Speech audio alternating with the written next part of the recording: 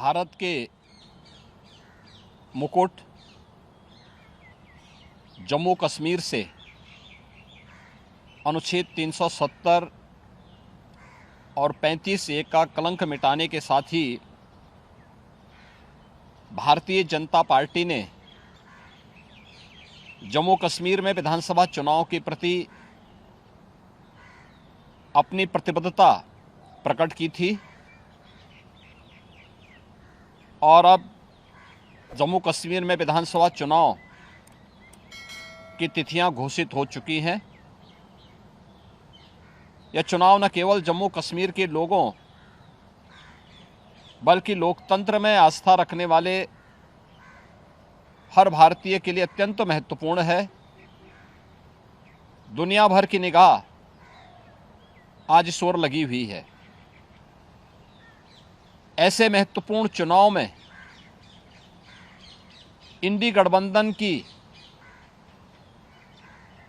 जो नेतृत्व कर रही है कांग्रेस ने Abdullah and sons family private limited की नेशनल कॉन्फ्रेंस के साथ गठबंधन करके फिर से अपने राष्ट्र विरोधी मंसूबों को देश के सामने रख दिया है। हाल ही में नेशनल कॉन्फ्रेंस ने अपना मैनिफेस्टो जारी किया है। इसमें अनेक ऐसे बिंदु हैं जो भारत की एकता, भारत की अखंडता और राष्ट्रीय सुरक्षा के प्रति पूरे देश को आशंकित करती है। कांग्रेस और नेशनल कॉन्फ्रेंस का यह गठबंधन राष्ट्रीय सुरक्षा को लेकर के अनेक बड़े सवाल खड़ा करता है। भारतीय संविधान के प्रति सच्ची श्रद्धा और निष्ठा रखने वाले हर व्यक्ति को चिंतित भी करती है। मैं कांग्रेस के नेता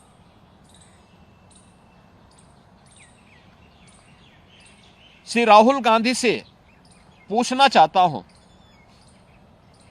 कि क्या कांग्रेस नेशनल कॉन्फ्रेंस के जम्मू कश्मीर में फिर से अलग झंडे की घोषणा का समर्थन करती है? क्या राहुल गांधी और कांग्रेस पार्टी धारा 370 और आर्टिकल 35(a) को वापस लाकर जम्मू कश्मीर को फिर से अशांति और आतंकवाद के युग में धकेलने के जम्मू कश्मीर नेशनल कॉन्फ्रेंस के घोषणा का समर्थन करती है? क्या कांग्रेस जम्मू कश्मीर के युवाओं के बदले पाकिस्तान के साथ वार्ता करके फिर से अलगाववादी ताकतों का समर्थन करती है? क्या कांग्रेस पार्टी और राहुल गांधी पाकिस्तान के साथ एलओसी ट्रेड शुरू करने के नेशनल कॉन्फ्रेंस के निर्णय से फिर से बॉर्डर पार से आतंकवाद और उसके इकोसिस्टम को पोषण करने का समर्थन करती है? क्या कांग्रेस आतंकवाद और पत्थरबाजी की घटनाओं में शामिल उन उपद्रवियों के परिजनों को फिर से सरकारी नौकरी में बहाल करके आतंकवाद, दहशतगर्दी और बंद के दौर को फिर से लाने का समर्थन करती है? इस गठबंधन से कांग्रेस का आरक्षण विरोधी चेहरा भी देश के सामने आया है। क्या कांग्रेस दलितों, गुर्जरों बकरवाल और पहाड़ियों के आरक्षण को समाप्त कर फिर से उनके साथ अन्याय करने के लिए जम्मू कश्मीर नेशनल कॉन्फ्रेंस के वायदे का समर्थन करती है?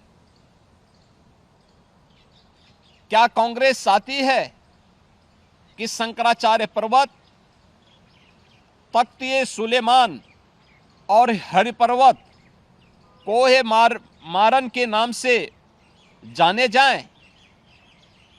क्या कांग्रेस जम्मू कश्मीर की अर्थव्यवस्था को एक बार फिर से भ्रष्टाचार की आग में झोंककर पाकिस्तान समर्थित गिने चुने परिवारों के हाथों में सौंपने का समर्थन करती है?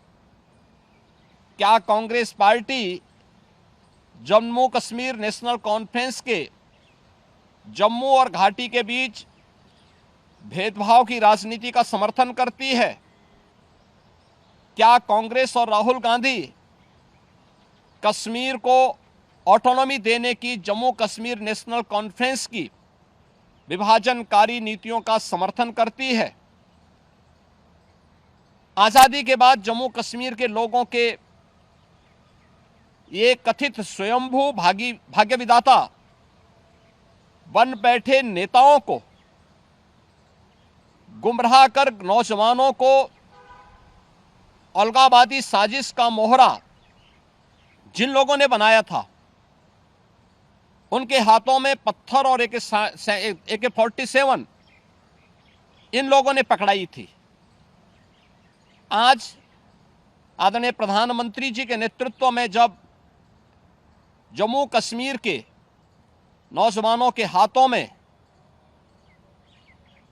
फिर से टैबलेट और उन्हें स्किल डेवलपमेंट के साथ जोड़ करके उन्हें रोजगार उपलब्ध कराया जा रहा है, नौजवानों को गुमराह करने वालों के लिए अब जम्मू कश्मीर में कोई जगह नहीं है, ये सब जानते हुए जो सपना सरदेव अटल जी ने देखा था जम्मू कश्मीर के लिए, इंसानियत, जमहूरियत और कश्मीरियत का, उन मूल्यों और उन सिद्धांतों के आज निकले प्रधानमंत्री मोदी जी ने उन सपनों को साकार करके दिखाया है। जम्मू कश्मीर को जागीर समझने वाले पाकिस्तान परस्त ठेकेदार और वहां की कथित लीडरशिप ने कभी सोचा नहीं कि नफरत की फसल काटने वाली उनकी सियासी जमीन सदा के लिए अब बंजर हो चुकी है। कोई ऐसी सरकार भी आएगी जो अनुच्छेद 370 को समाप्त करेगी, यह इन लोगों को आज हजम नहीं हो रहा है। अनुच्छेद 370 की समाप्ति के बाद जम्मू कश्मीर की आबो हवा बदल चुकी है, मुद्दे बदल चुके हैं। आतंकवाद और अलगाववाद का मुद्दा चुनाव की धारा में सदा के लिए विलीन हो चुका है। अब वहां विकास, रोजगार और पहचान की बात हो रही है, तो स्वाभाविक रूप से वोट के इन सौदागरों को कैसे अच्छा लग सकता है। और कांग्रेस का यह दुरभिसंधि कांग्रेस से इन प्रश्नों को पूछने के लिए हमें मजबूर करता है। और इसीलिए मैं कांग्रेस के नेता से, राहुल गांधी से पूछना चाहूंगा कि वह देश के सामने इन प्रश्नों का जवाब दें।